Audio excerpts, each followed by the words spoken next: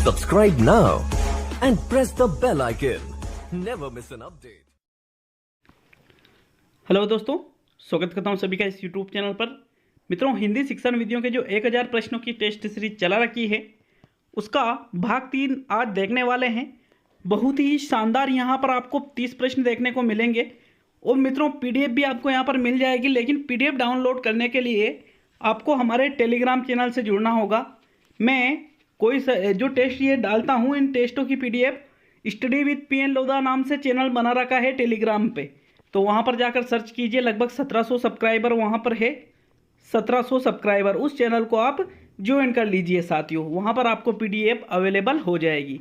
तो चलिए शुरू करते हैं शानदार टेस्ट को।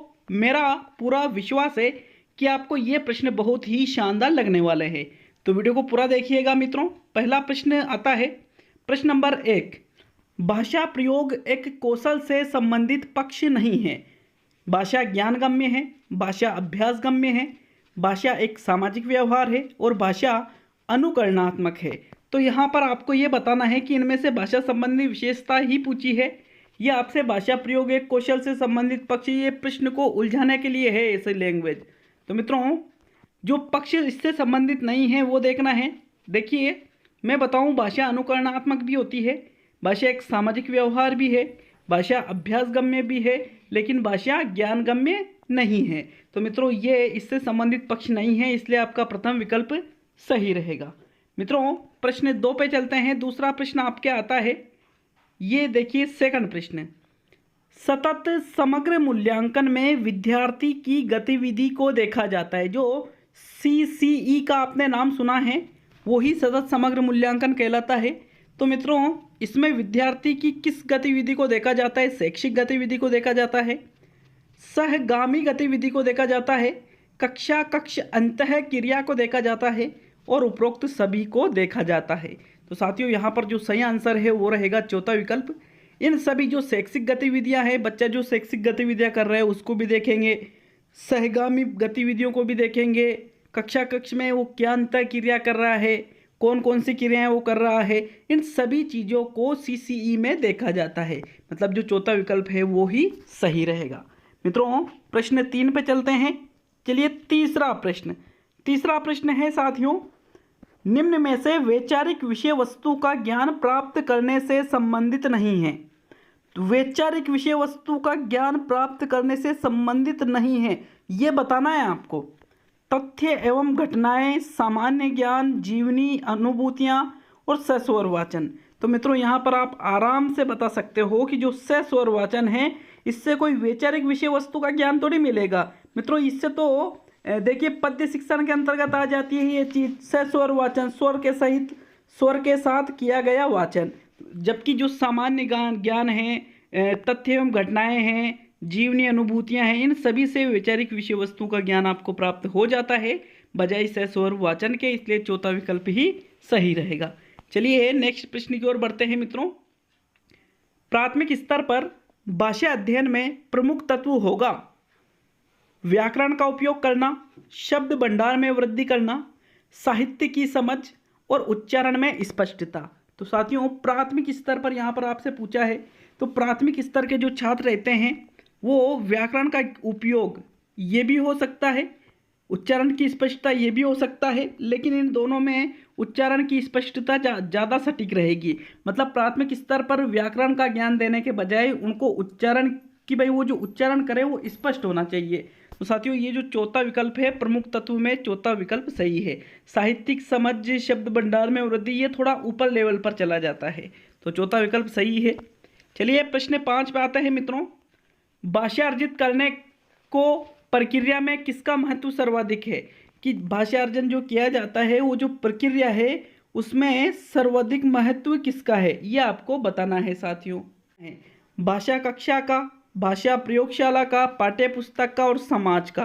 तो साथियों ये थोड़ा व्यवहारिक प्रश्न है, इसका उत्तर आप थोड़ी व्यवहारिक रूप से दीजिए। इसका सही आंसर है समाज का। अब आप सोच रहे होंगे कि सर भाषा कक्षा का भी तो हो सकता है, भाषा प्रयोगशाला का भी हो सकता है, पाठ्य पुस्तक का भी होता है और समाज का भी होता है, लेकिन मित्रों यहाँ पर समाज का सर्वाधिक महत्व क्यों है? क्योंकि भाषा का अर्जन बालक सबसे ज़्यादा किससे करता है? समाज से ही करता है। जब वो विद्यालय नहीं जाता है तो पाठ्य पुस्तक भी उसको पढ़ना नहीं आती है, प्रयोगशाला में भी वो प्रयोग नहीं करता है, भाषा प्रयोगशाला में, भाषा कक्षा में भी वो नहीं बैठता है, लेकिन फिर भी क्या उसको भाषा नहीं आती है साथियों। तो भाषा का अर्जन कहाँ से करेगा?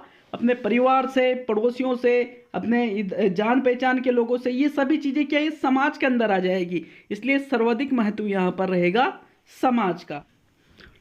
मित्रों प्रश्न 6 देखेंगे। 6वां प्रश्न आता है, बच्चे प्रारंभ से ही एक भाषिक होते हैं, द्विभाषिक होते हैं, बहुभाषिक होते हैं और भाषा में कमज़ोर होते हैं। तो साथियों प्रारंभ से ही आप सभी का आंसर होना चाहिए बहुभाषिक होते हैं। बहुभाषिक मतलब बहुत सारी भाषाओं का ज्ञान रखने वाले, उनके अंदर क्षमता होती है। ऐसा नहीं है कि उनको कोई एक ही भाषा, जैसे अगर किसी बच्चे का जन्म हिंदुस्तान में हुआ तो उसको सिर्फ हिंदी ही बोलना आएगी, या फिर जिस जगह हुआ उसकी क्षेत्रीय भाषा ही उसको आती है। अगर उसको जन्म के बाद में किसी आप दूसरी जगह पे ले जाते हो तो वो 101% वहाँ की भाषा बोलने लग जाता है। मतलब बच्चे प्रारंभ से ही कैसे होते हैं, बहुभाषिक होते हैं। विकल्प तीसरा सही है साथियों। प्रश्न 7 पे आएंगे। पाठ के अंत में अभ्यास और गतिविधियाँ देने का क्या उद्देश्य होता है? सभी को पता है कि अब पाठ जब पूरा होता है तो अंत में अभ्यास के लिए प्रश्न दिए जाते हैं, गतिविधियाँ पूछी जाती है, कुछ गतिविधियाँ दी जाती है। तो उनका उद्देश्य क्या होता है कि बच्चों को अभिव्यक्ति का अवसर देना, बच्चों को व्यस्त रखने हेतु गतिविधियाँ बनाई जाती है, बच्चों को याद करने हेतु सामग्री उपलब्धता में सहायता दी जाती है, या गृह कार्य की सामग्री जुटाना। तो मित्रों इसका आपको राइट आंसर बताना है, और आपका राइट आंसर होना चाहिए बच्चों को अभिव्यक्ति के अवसर देना, कि उन्होंने कितना सीखा है, उनके अंदर उस चीज़ का कितना ज्ञान है, उसके लिए अभिव्यक्ति के अवसर उनको मिले, इसलिए ही पाठ के अंत में अभ्यास और गतिविधियाँ दी जाती है। प्रथम विकल्प सही है साथियों। प्रश्न 8 पे चलते हैं मित्रों। 8वां प्रश्न आता है, देखिए 8वां प्रश्न बहुत इंपॉर्टेंट है, प्रश्न को समझना है और फिर जवाब देना है। कक्षा 1 और 2 के शुरुआती समय में पढ़ने का प्रारंभ, यहाँ रिक्त स्थान है, से हो और किसी के लिए हो। तो ये 2 जगह रिक्त स्थान है, इनकी जगह आपको पूर्ति करनी है। अर्थ उद्देश्य, पढ़ने का प्रारंभ अर्थ से हो और किसी उद्देश्य के लिए हो। पढ़ने का प्रारंभ अक्षर ज्ञान से हो और किसी मनोरंजन के लिए हो। पढ़ने का प्रारंभ शब्द पहचान से हो और किसी मूल्यांकन के लिए हो। और पढ़ने का प्रारंभ अक्षर ज्ञान से हो और किसी उद्देश्य के लिए हो। तो साथियों इसका जो राइट आंसर है वो रहेगा प्रथम विकल्प। प्रथम विकल्प कैसे कि कक्षा 1-2 जब शुरुआती समय होता है बच्चों के पढ़ने का, तो उनका प्रारंभ किसी अर्थ से होना चाहिए, अर्थपूर्ण सामग्री से, और किसी उद्देश्य के लिए होना चाहिए। प्रथम विकल्प आपका बिल्कुल इसमें सही रहेगा। चलिए मित्रों प्रश्न 9 पे चलते हैं। आपका 9वां प्रश्न आता है, जब बच्चा किसी सीखी हुई बात का प्रयोग करता है तो यह प्रक्रिया कहलाती है। कोई बात उसने सीखी है, उसका वो प्रयोग कर रहा है, तो इसको क्या कहेंगे? प्रेरणा, अधिगम, शिक्षण और अधिग्रहण। तो साथियों इसको कहा जाएगा अधिगम क्या अधिग्रहण। चौथा विकल्प सही है इसका, क्योंकि अधिग्रहण का मतलब है किसी चीज़ को उसने ग्रहण भी कर लिया है और उसका वो प्रयोग करना भी सीख गया है, इसको ही कहा जाता है अधिग्रहण। तो साथियों चौथा विकल्प सही है बजाय दूसरे विकल्प के। आप दूसरा भी हो सकता है आपने लगाया हो, लेकिन वो गलत है। चौथा विकल्प सही रहेगा। चलिए प्रश्न 10 पे चलते हैं मित्रों। एक समावेशी कक्षा में भाषा शिक्षण की समस्या है। उपयुक्त भाषा परिवेश के निर्माण न हो पाना, उपयुक्त पाठ्य सामग्री का अभाव, विद्यार्थियों को योग्यता में भिन्नता होना और विद्यार्थियों में असमान रुचि का होना। तो साथियों एक समावेशी कक्षा का मतलब जिसमें मंदबुद्धि, औसत, प्रतिभाशाली, दिव्यांग सभी तरह के बालक उसमें बैठे हैं, तो उसमें एक भाषा शिक्षण की क्या समस्या आती है? तो उसका राइट आंसर रहेगा उपयुक्त भाषा परिवेश का निर्माण न हो पाना। वहाँ पर जो उपयुक्त भाषा परिवेश है उसका निर्माण होने में कठिनाई आती है मित्रों। प्रथम विकल्प सही है आपका प्रश्न नंबर 10 में। चलिए प्रश्न 11 पे बढ़ते हैं मित्रों। 11वां जो प्रश्न है वो आता है, बच्चों में लेखन कौशल का मूल्यांकन करने के लिए कौन सी विधि बेहतर हो सकती है? देखिए आपको ये देखना है कि भाई जो लेखन क्षमता है, लेखन कौशल है बालक का, उसका आपको मूल्यांकन करना है तो सबसे बेस्ट क्या रहेगा, उनको सुंदर लेख का अभ्यास दिया जाए, अपने अनुभवों को लिखने के लिए कहा जाए, श्रुत लेख करवाया जाए और पाठ आधारित प्रश्नों के उत्तर लिखवाए जाए। तो मित्रों यहाँ पर बच्चों में लेखन कौशल का मूल्यांकन के लिए सबसे बेस्ट चीज़ रहती है कि उनके अनुभवों को उनसे लिखवाया जाए। उनके अनुभवों को लिखेंगे तो बिल्कुल उनके जो विचार है वो आपके सामने आएंगे, उनकी लेखन क्षमता आपके सामने आएगी और रटा रटाया ज्ञान वो नहीं लिखेंगे साथियों। इसलिए दूसरा विकल्प आपका यहाँ पर सही रहेगा। नेक्स्ट प्रश्न नंबर 12। मित्रों 12वां प्रश्न आता है, उपचारात्मक शिक्षण है एक प्रकार का आदेशात्मक कार्य है, अनुदेशात्मक कार्य है, सॉरी ये अनुदेशात्मक लिखा है मैंने, है ना, अनुदेशात्मक, लेकिन ये टाइपिंग में थोड़ी सी मिस्टेक हुई है मुझसे, इसके लिए मुझे खेद है मित्रों। नकारात्मक कार्य है या धनात्मक कम और ऋणात्मक अधिक कार्य है। तो साथियों उपचारात्मक शिक्षण यहाँ पर आदेशात्मक नहीं है, नकारात्मक भी नहीं है और धनात्मक कम और ऋणात्मक अधिक भी नहीं है, बल्कि ये अनुदेशात्मक कार्य है। कैसा कार्य है ये, एक अनुदेशात्मक। विकल्प नंबर जो 2 है मित्रों वो यहाँ पर सही रहेगा। नेक्स्ट प्रश्न 13 देखेंगे, छोटे बच्चों को कहानी सुनाने से, छोटे बच्चों को जो कहानी सुनाते हो ना उससे बच्चों की कल्पना शक्ति व चिंतन शक्ति का विकास होता है, बच्चे प्रसन्न रहते हैं, बच्चे कक्षा में एकाग्रचित होकर शांत बैठते हैं और बच्चे अनुशासित रहते हैं। तो साथियों यहाँ पर विकल्प आपको हो सकता है पहला, दूसरा, तीसरा, चौथा सभी सही लग रहे हो, लेकिन सबसे बेस्ट विकल्प है बच्चों की कल्पना शक्ति और चिंतन शक्ति का इससे विकास होता है। छोटे बच्चे को आप कहानी सुनाते हो, उसको कल्पना शक्ति बढ़ेगी, उसकी चिंतन शक्ति भी बढ़ेगी। तो प्रथम विकल्प आपका यहाँ पर सही है मित्रों देखेंगे प्रश्न 14 को। प्रश्न 14 है, बच्चों में भाषा प्रवाह तथा वाक शक्ति का मूल्यांकन करने हेतु उपयुक्त है लिखित परीक्षाएं, मौखिक वार्तालाप, व्यक्तित्व परीक्षण और इनमें से कोई नहीं।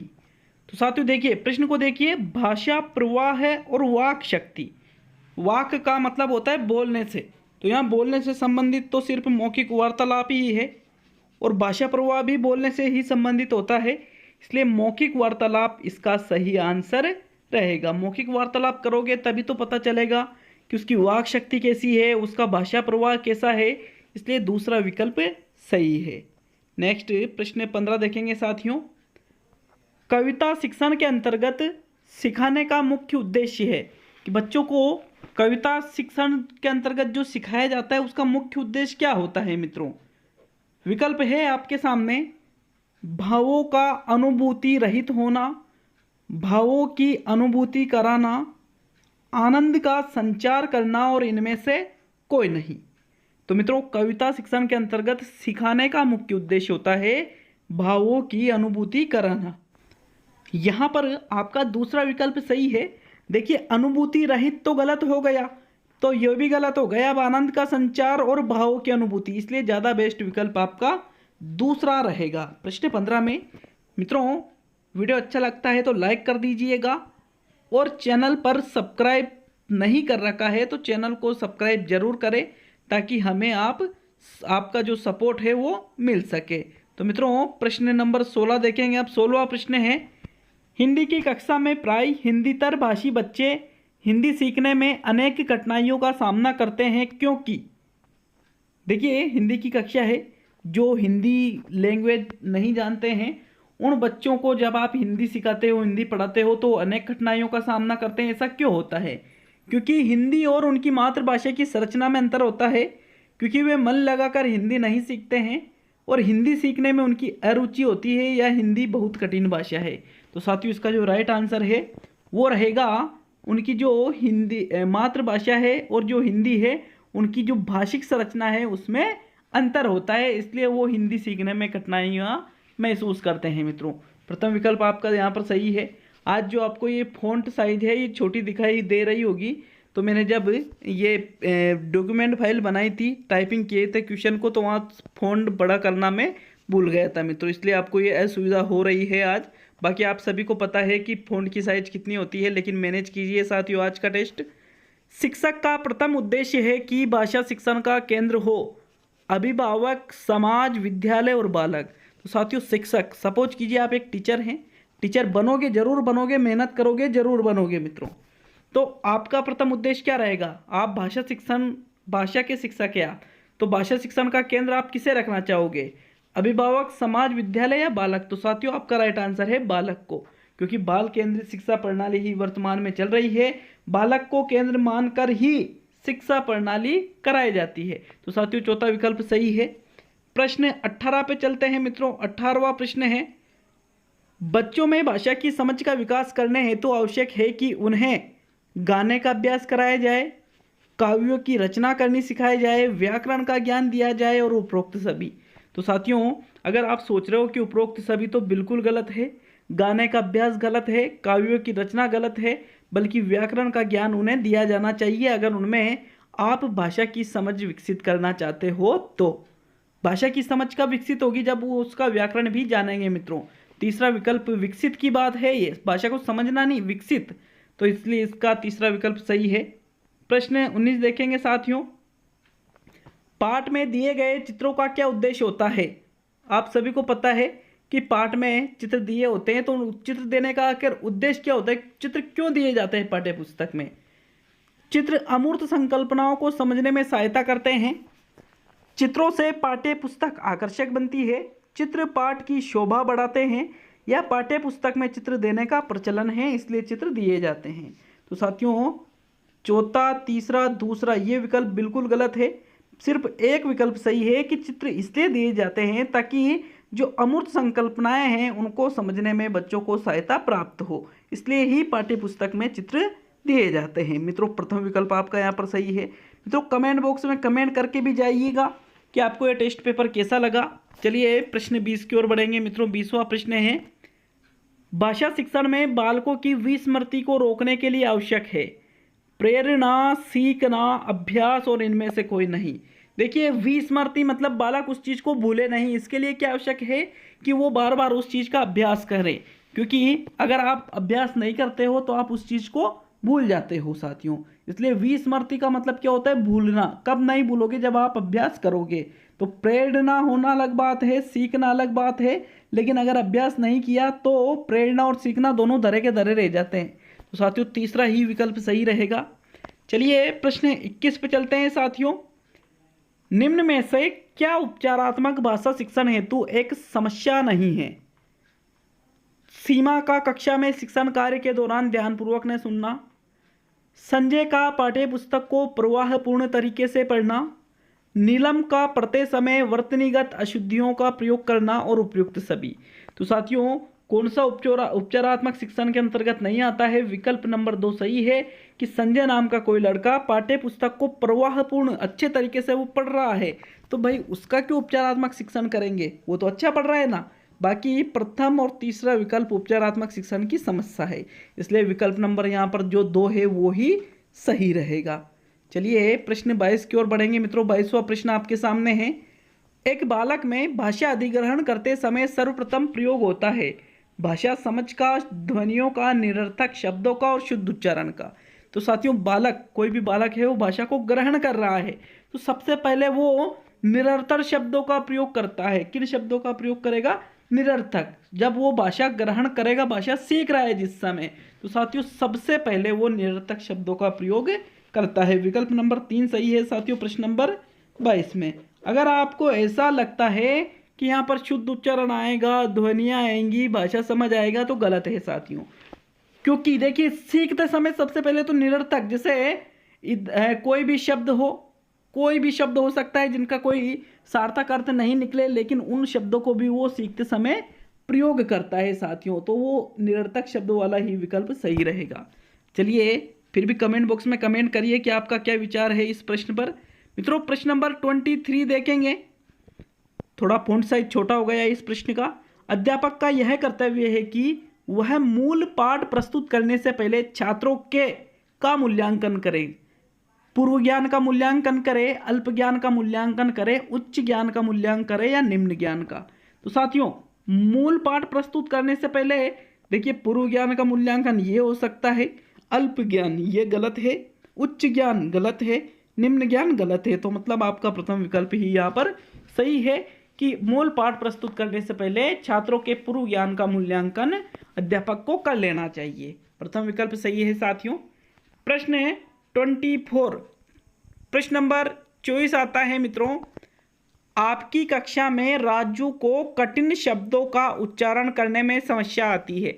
राजू नाम का एक बालक है जो कठिन शब्दों का उच्चारण नहीं कर पाता है, समस्या आती है। आप उसकी इस समस्या का समाधान करने हेतु किस प्रकार का उपचारात्मक शिक्षण चुनेंगे? वैयक्तिक उपचारात्मक शिक्षण, सामूहिक उपचारात्मक शिक्षण, टोली उपचारात्मक शिक्षण और उपरोक्त में से कोई नहीं। तो मित्रों इसका राइट आंसर है यहाँ पे वैयक्तिक उपचारात्मक शिक्षण, क्योंकि अकेले बच्चे को प्रॉब्लम आ रही है तो वैयक्तिक ही करेंगे, ज़्यादा बच्चों की आती तो सामूहिक उपचारात्मक कर देते। इसलिए प्रथम विकल्प आपका यहाँ पर सही है। चलिए नेक्स्ट प्रश्न नंबर 25 देखेंगे साथियों। निम्न में से क्या एक शिक्षण सहायक सामग्री में मल्टीमीडिया साधन नहीं है? मल्टीमीडिया जो नहीं है उसको बता देना।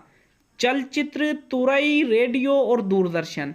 तो साथियों देखिए मल्टीमीडिया में वैसे चारों ही आ जाते हैं, लेकिन फिर भी अगर इस पर तो आप बोनस भी ले सकते हो, लेकिन फिर भी अगर आंसर की बात करें तो मैं इसका आंसर बताऊंगा आपको तुरई, क्योंकि चलचित्र, रेडियो, दूरदर्शन ये तो बिल्कुल स्पष्ट ही मल्टीमीडिया साधन है, लेकिन तुरई भी अगर मानना चाहो तो मान सकते हो, लेकिन नहीं आएगा। इसलिए विकल्प 2 यहाँ पर सही बताया है मैंने। मित्रों प्रश्न 26 आता है, भाषा शिक्षण में ये जो शब्द है ये मिसटाइप हुआ है। यहाँ पर मैंने लिखा था चयनित, क्या लिखा था मैंने? चयनित का सिद्धांत आधारित है, या फिर चयन का सिद्धांत भी आप इसको कह सकते हो। आप चयन शब्द यहाँ पर मानकर चलिए मित्रों।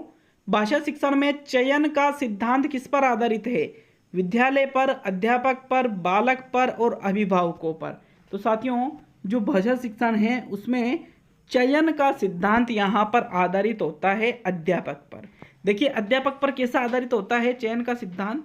क्योंकि अध्यापक ही किसी विषय वस्तु का चयन करता है, इसलिए विकल्प नंबर 2 सही है इसमें। प्रश्न है 27, उपचारात्मक शिक्षण में किस अनुदेश सामग्री का उपयोग किया जाता है? क्रमित, अभिक्रमित, काल्पनिक और ये सभी। तो साथियों उपचारात्मक शिक्षण में अभिक्रमित सामग्री का उपयोग किया जाता है। विकल्प दूसरा आपका सही है।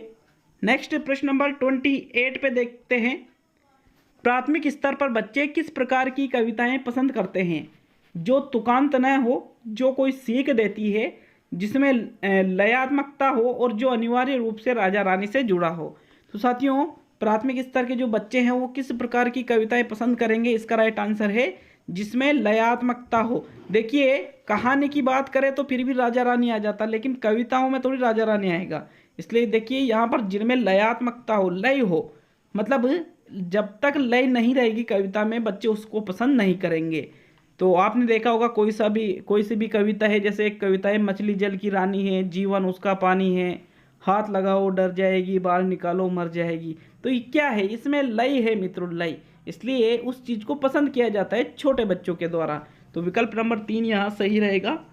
प्रश्न 29, 29वां और आज का सेकंड लास्ट प्रश्न देखेंगे मित्रों।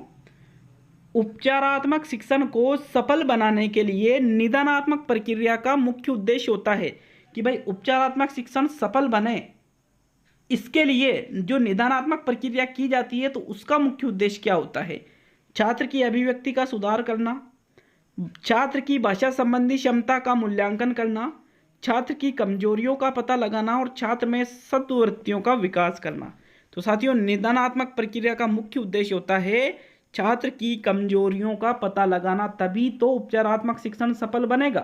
भाई उपचारात्मक शिक्षण की सफलता किस पर आधारित होती है कि बच्चे की आप कमजोरियां सही तरीके से पता लगा पाओगे, तभी तो आप सही उपचारात्मक शिक्षण करोगे। इसलिए विकल्प 3 सही है। आज का अंतिम प्रश्न नंबर 30 देखेंगे साथियों। बोलना कौशल में महत्वपूर्ण है मधुर वाणी, स्पष्ट एवं शुद्ध उच्चारण, आलंकारिक भाषा का प्रयोग, संदर्भ एवं स्थिति के अनुसार अपनी बात कह सकना। तो साथियों बोलना कौशल में सबसे इंपॉर्टेंट चीज होती है संदर्भ एवं स्थिति के अनुसार अगर आप अपनी बात कह सकते हो तो वो ही बोलना कौशल की सबसे ही महत्वपूर्ण बात है। तो चौथा विकल्प यहाँ पर सही है मित्रों। कमेंट बॉक्स में कमेंट करके जाए कितने प्रश्न सही हैं। वीडियो को लाइक करके जाए अगर लाइक नहीं किया है तो। मित्रों चैनल को सब्सक्राइब करके हमें सपोर्ट करें। हम बिल्कुल कोई भी भर्ती की जानकारी हो आपके लिए लेकर आते हैं, बिल्कुल ऑथेंटिक और विश्वसनीय खबर ही लाता हूं। अनर्गल बातें करने का मुझे शौक नहीं है और इसी प्रकार से आपकी टेस्ट सीरीज चलती रहेगी। अलग अलग सब्जेक्ट की टेस्ट सीरीज लाता रहूँगा। जुड़कर रहिए, टेलीग्राम ग्रुप ज्वाइन कीजिए मित्रों। बहुत बहुत धन्यवाद।